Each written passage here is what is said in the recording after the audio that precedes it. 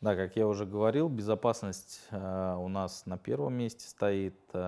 Мы нашим клиентам рекомендуем, настоятельно рекомендуем минимум один раз, лучше два раза в год проходить сервисное обслуживание.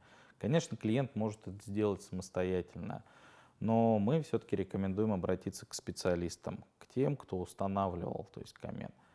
Ребята приезжают, они не просто где-то вот здесь что-то посмотрели, пошурудили, открыли дверку. То есть ребята полностью проверяют все проходные узлы, кровлю, выходят на кровлю со страховкой, все. Сначала происходит просто визуальный осмотр, потом мы делаем химическую чистку дымохода, и после этого уже механическая чистка. После того, как ребята проведут все ревизионные работы, клиенту проводится контрольная топка, и еще раз проводится с ним инструктаж, как правильно топить, чем топить. И мы после этого продлеваем гарантию на наши работы.